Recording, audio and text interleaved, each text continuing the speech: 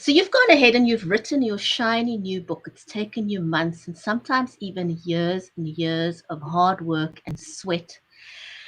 And it's your big moment and you want to publish. And now you can't decide, do I go the self-publishing route? Do I go with a publisher? Where do I even start? How do I apply? If you want to know the answer to those questions, then join us for today's show. You don't want to miss this one. We'll be back in a bit. Don't go away.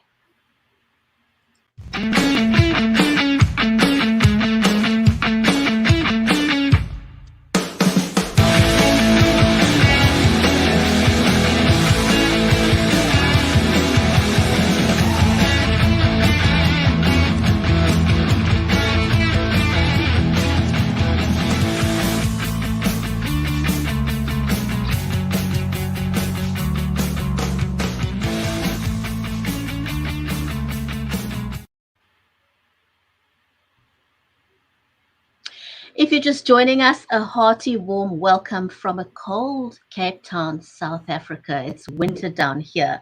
I'm your host, Bridgetti, and welcome to the Writer's Corner live show.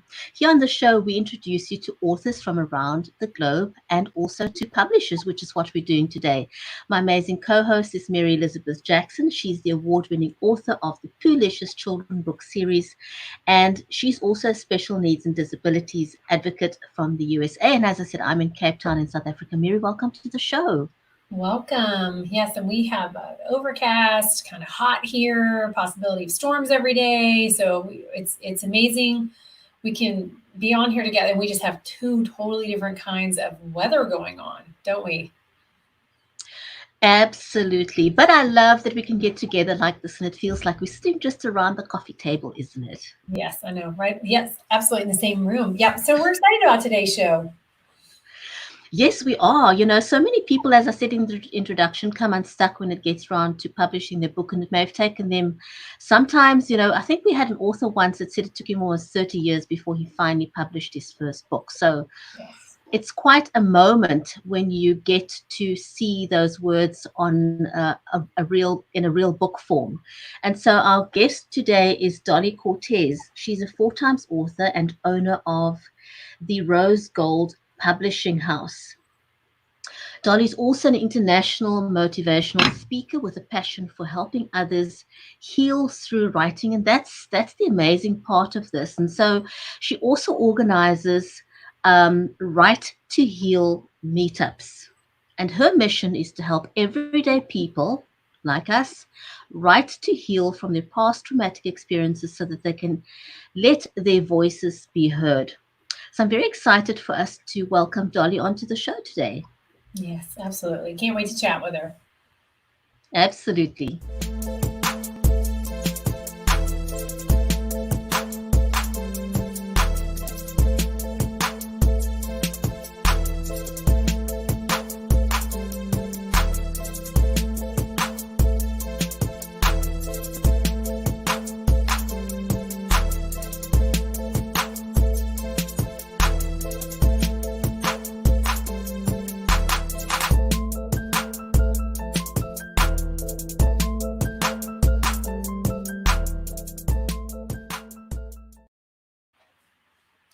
Hi, Dolly. Hello, ladies. Welcome to the show. Thank you so much for having me. How are you today? Great. Very well, very well. We're doing just great, and we're excited to have you here because, so many people get to this one point in their journey of being an author and they become unstuck with getting published. So tell us a little bit about your journey. How did you become a publisher? Why did you want to become a publisher? Well, thank you for that. Actually, I started writing back in 2014, and it was just for myself. I started writing just so that I can pretty much vent on paper because I was going through a transition in my life.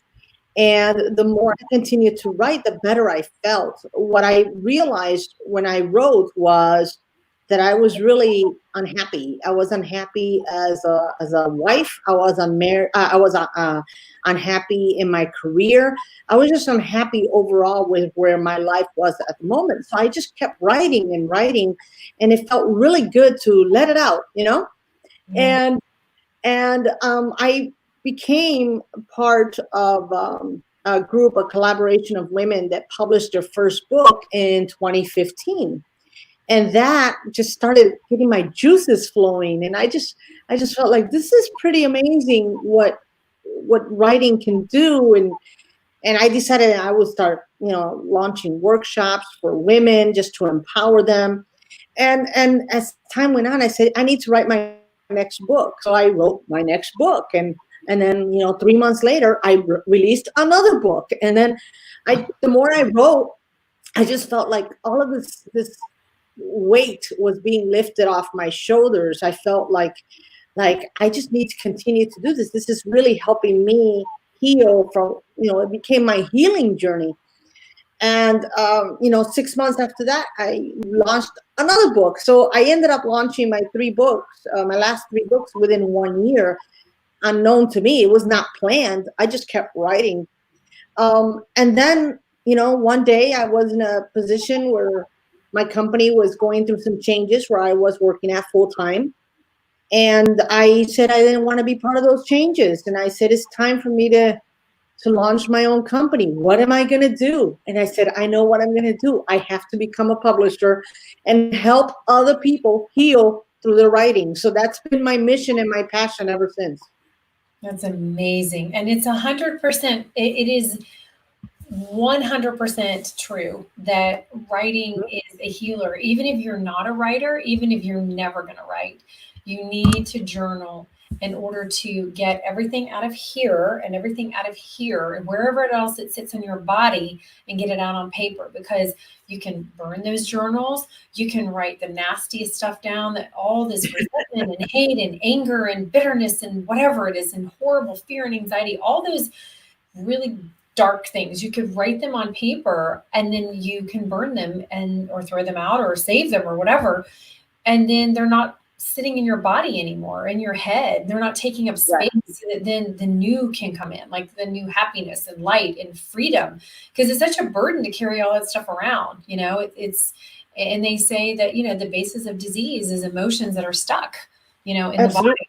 So it's an extremely freeing thing to do. And it's a really good thing to get your kids started on when they're young, so that, because like I have my oldest, it's easier for her to write to me how she feels, even at her age, than it is for her to say it.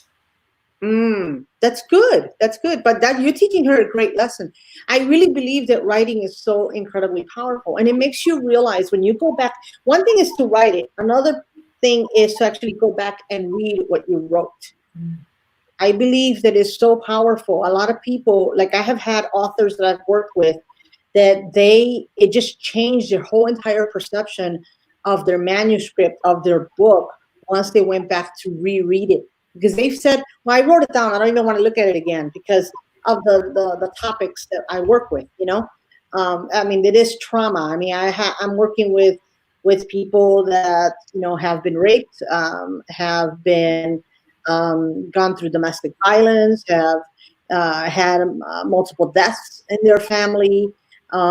So they're difficult topics. They're hard topics, but and not to sound morbid, but I love it because I know that they are in a difficult situation now, but they are really coming out from that darkness into the light, and they are transforming themselves, and they're feeling the healing take place. Because it's like you mentioned, Mary, it's no longer inside of them. So, Dolly, if you meet someone, we've all got a story, but if you convince that writing out, there's a book called Writing Out the Storm, and I think that's so apt. So how do you get people to write out the storm, from holding all that inside of them? How do you get them to move forward? And before you answer that, I just want to say a hearty warm welcome to all our audience on LinkedIn, on Facebook, on Periscope, on Twitter, and on YouTube. A warm welcome to you. And if you are that potential author, you want to watch the show or share it with someone that needs to tell their story. So, Dolly, how do you get them to move from point A to point B to becoming an author? Well, I'll tell you this, that there are a lot of tears involved in the process. I honestly just keep it real. with the author. I had a perfect example is I had a lady who had gone through domestic violence. She was in her 50s. This was a horrific experience for her, and she felt ashamed. She felt guilty. She felt even stupid because she felt that how could I let this man come into my life and treat me the way that he treated? And I honestly, I just listened. I really believe that as a publisher, because I incorporate my coaching with the clients. So we sit together, we talk, we meet weekly, once a week for 45 minutes to an hour. If you need a little more time, it's not a problem. Usually I'm pretty flexible. But I listen to them. I ask them first and foremost, tell me what happened. Tell me your story. And then I ask them, why is it important for you to share this story now? And I just shut up and listen, and I listen to them. And then they tell me, I think I have to share my story because I need to let it out, or I need to share my story because I need to let other women know that they're not alone. I'm like, great, keep talking to me. And I listen to them, and I let them pour their heart out. And then based on what they share with me, I give them kind of like assignments. I'll say, okay, I want you to write out your message. I want you to tell me what this message is that you want your readers to know about you, about your story, about why they're not alone, why this is important, how they can learn or probably avoid a situation similar to happen to them. So most of the time that ends up being their introduction. And wow. Yeah, and it's they just start pouring their heart out. And I always say I keep it real. I mean, my package, like I said, it includes coaching. We coach for 12 weeks. If we need a little more time, we do it. I don't want anyone to feel rushed, but I know, because it's a system, I know that my system works. I can help you get your book out of inside of you, no matter how painful, within 90 days. If you follow the system, and it's always with love. And if you need a little more time, fine, we'll take the extra time. But most of my clients, they say I do heart work. It's not just hard work, but it's heart work, because I'm holding their hearts along the way. And I tell you, I cry with them just as much because I feel them. I am not a psychologist. I am not a psychiatrist. I am a certified life and business coach. I'm an author. I am a mother. I am a sister, so I have my own experiences. And based on what I have seen and what I know, I'm able to share and just put them in a level of comfort in working with me. But it really just starts with, let's get this intro out. And then I actually have them throughout the process. I have them always go back and read what you wrote. And how comfortable do you feel? And how are you? I'm always asking them, how do you feel today? Once you wrote this, how do you feel? And I want them to share with me. And sometimes they'll say, this was hard. This was very hard. I cried the whole time I wrote it. And I'm like, that's awesome. And I'm like, tears are healing. Let it out. Right. And sometimes it gets a little difficult because people will say, it's really difficult to write because I'm reliving it. I'm reliving what happened to me. I'm like, I understand that. Sometimes they just need that person to say, it's okay. It's okay. You're going to be fine. And, you may be writing about it, but you're not actually going through it again. I know it's a difficult experience, but tell me what you want me to know about that experience. Sometimes I'll have people say, I don't want my family or my friends to know all the details. And I say, you don't have to share every detail. That's not part of this. This is really about how writing your story, how the way it's written, it can make a difference, not only in your life, but also the life of the reader, and of course the community. Because I really believe that if you are healed and you share your story with someone else, you're likely going to be healing that other person. And I know it because it happened to me. When I started sharing my story, I would get messages on a constant basis. Dolly, I resonated with your story. Dolly, I couldn't cry. I couldn't stop crying the whole time I read your book. Dolly, you saved my life. I've heard all of those comments from what I shared in my books. And, I mean, how beautiful that they felt comfortable to come back to me and tell me those things. Because of what I did, and I was able to share that, they were sharing it with their friends and family. And they were telling them, you got to read this book. And I had it all over social media. The people that would buy the books, from me, I would have them post a picture with you holding the book, and then they would give a little testimonial and share how they felt reading the book. Many women said, you were so strong. I don't know if I could have been that strong. And then we have a communication that, that takes from there. So I love what I do. I just think that there's too much pain in this world, and I want to be a vehicle to help people heal. Very nice. So talk us through a typical process from beginning to end, to where the person is actually, if you can nutshell it, from the point where you get in touch with the person and you decide, okay, I'm going to work with this person, to the point where they've actually got their shiny new book in their hand. What does that process look like? Oh my God, it's amazing. So here we are, first time we're meeting. I'll tell you this. I would say 90% of the people that come to me, they already know what I'm doing, because it's about healing, okay? So they come to me, we have our initial meeting, and in that initial meeting, 9 out of 10 times they will cry on their first meeting with me. And it's because they are sharing their story, which many people sometimes don't know. They keep it hidden. But it's time for their voices to be heard. So we go through the meeting. I send out the contract so that we can get started right away. And immediately upon signing the contract, we get started that same week, in most cases. And that first appointment is, I want to know your why. I want to know your message. And I want to know your audience. Who are you talking to? Who do you want this book to be for? And I think it's so incredibly important for people to realize that, because they don't know how the process works. So I'm not going to tell you to write about domestic violence and make it a children's book. I don't think it may be a good idea. So let's make sure that it goes to the right person. So we go through those things. We start breaking it down, just the why, the message, and the audience. And then from there, I give them writing assignments. So the next week, before we meet the second week, they would have sent me something. They would have sent me a chapter or two, depending on how the initial conversation took place. We go over it on the next appointment. We actually go through the manuscript together. We discuss it.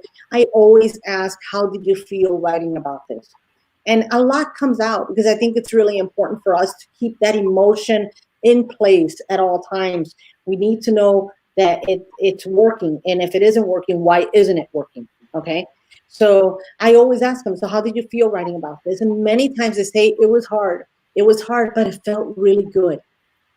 Mm-hmm. So when I hear it felt really good to let it out, even though I cried as I was writing the whole thing, it felt really good.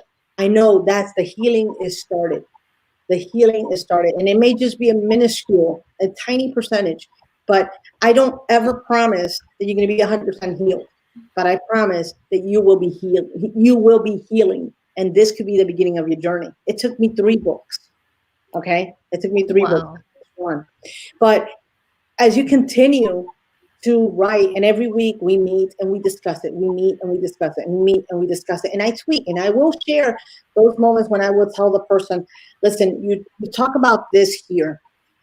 One of the things I want you to look at, for example, is forgiveness. And we talk about, what are you grateful for? Can you forgive this person that has hurt you?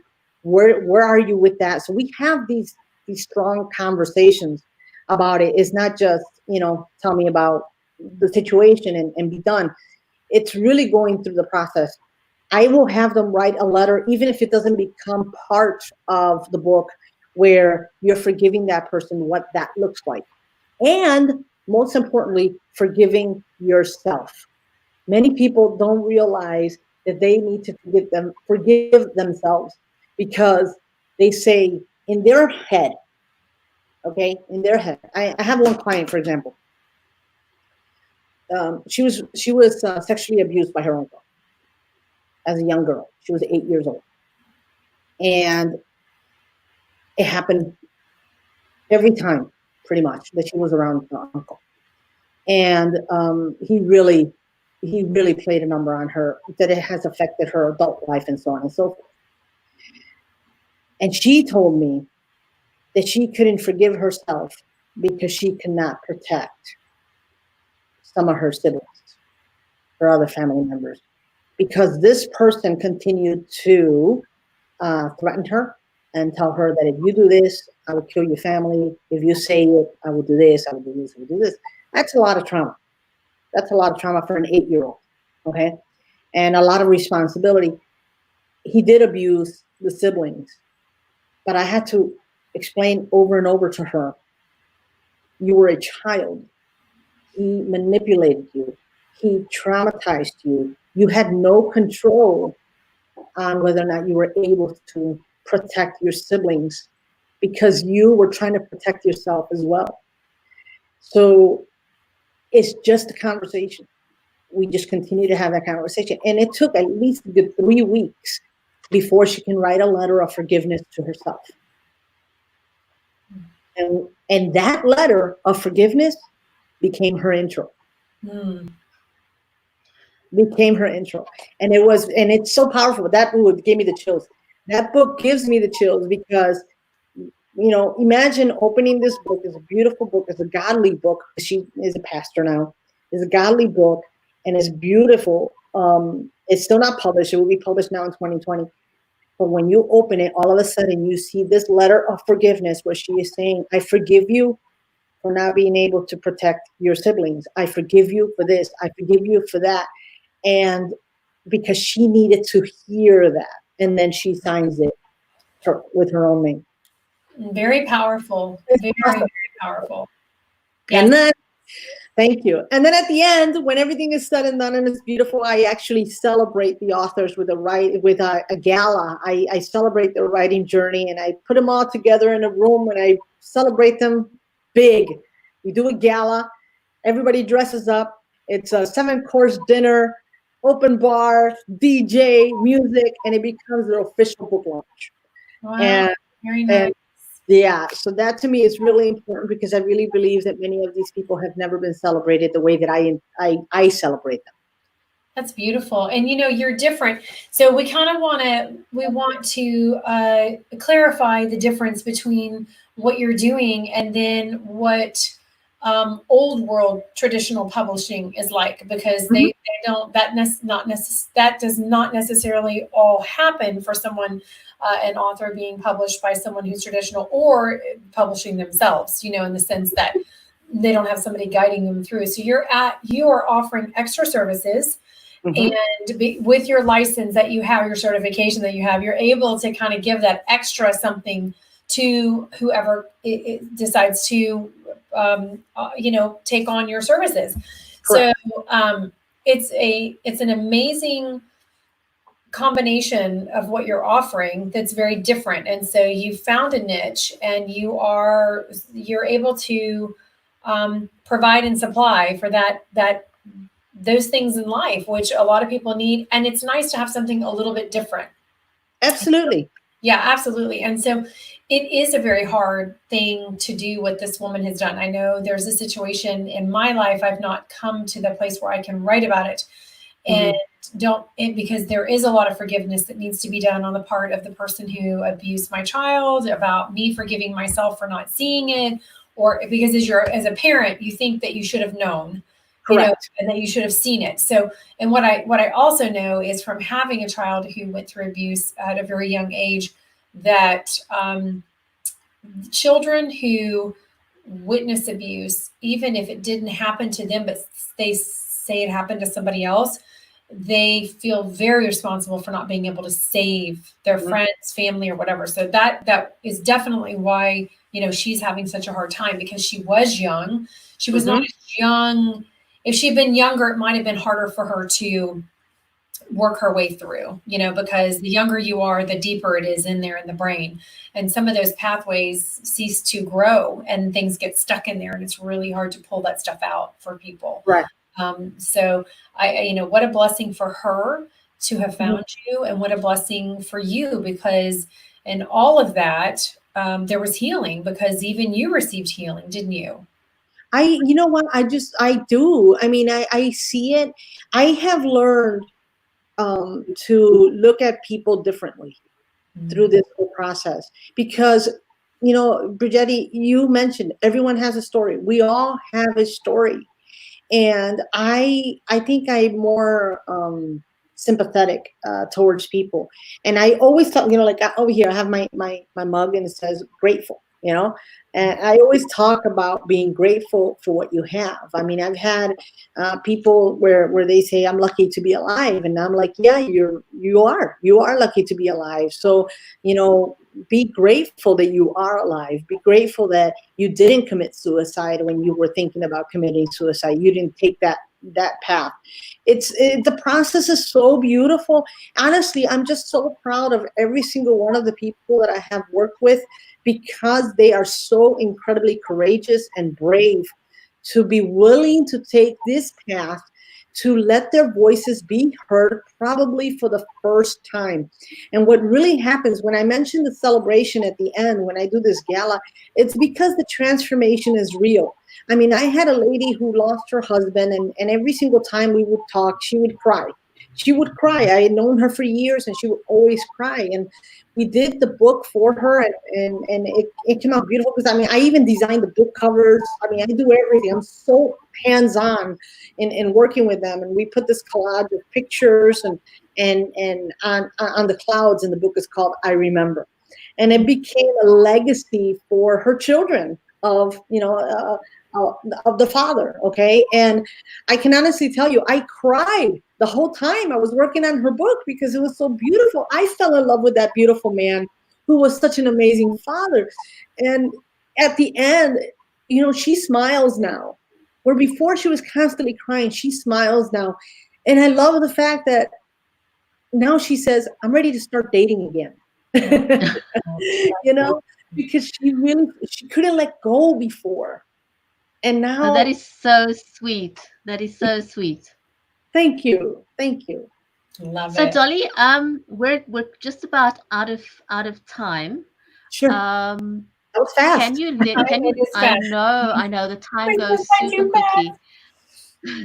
What is one thing that you'd like to say to someone that's watching the show right now, if they are stuck? What is that one piece of advice you want to give them, and then how can people get in touch with you? Absolutely. My piece of advice is, you know what? Don't be afraid. Just and if you are, just do it anyway. I think that everyone just has to take the bull by the horn and say, enough is enough. Enough of the pain. I want to live, and take that chance on yourself.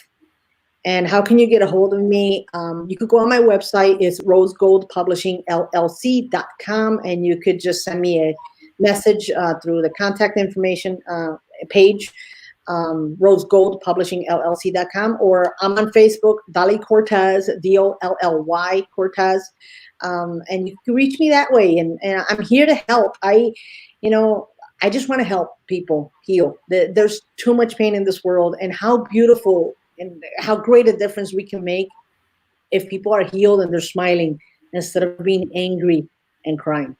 Amen. Amen to that. Yes.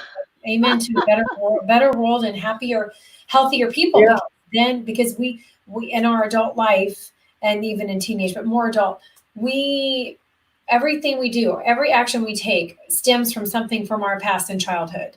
There's Absolutely. a motivation behind all of it. So if that gets healed and cleared up, then the things that you do moving forward can come from a pure place of purity, or a pure place, or a healed place, and it can be much healthier. Everything that has to do with that action that you take. I tell you this, I have never been happier in my life. I have made every single decision that I have made since I started writing has been for the betterment of my life. And I love my life. I love everything about my life, which was not the case in 2014. That's Wow. exciting. That's exciting, and that's to be commended and honorable. You took a step, and you did what you had to do for yourself, and you are reaping the rewards and benefits of those. I am. Thank you, ladies, so much. I'm grateful for you having me on the show. Thank you. Dolly, thank you so much for joining us. Hang around in the green room. We'll be back in a bit with you. That was wonderful. And if you're watching the show and you are stuck and you don't know how to move forward, then reach out to Dolly Cortes of Rose Gold Publishing. And I'm sure she'd be happy to hear from you. And next week, we've got a very great author on our show again, isn't it? Yes, absolutely. Yes. We're very excited. And, you know, we have just gotten to meet so many awesome, amazing people. And we are almost at our 2-year mark for the show, which is just, I don't know. I don't know. We never thought we'd be going this long when we started. We just started and we were just like, you know, let's give a platform to authors and everything that has to do with writing. And it's just been so exciting and just amazing the stories that we've gotten to hear and learn about people. Because like you said, everyone has a story and everyone's story is important. Absolutely. So next week we've got Deborah Ann Davis, and she's a well-known author, and she runs a huge moms Facebook group. So we're looking forward to meeting her next week. So if you've watched the show live, and if you're going to be watching the show on the replay, thank you so much for joining us today, or for catching the replay. Remember to write good stuff and to be inspired one conversation at a time. And we'll see you back again next week. So from me, Bridgetti Banda, it's goodbye from Cape Town. Goodbye from Tennessee.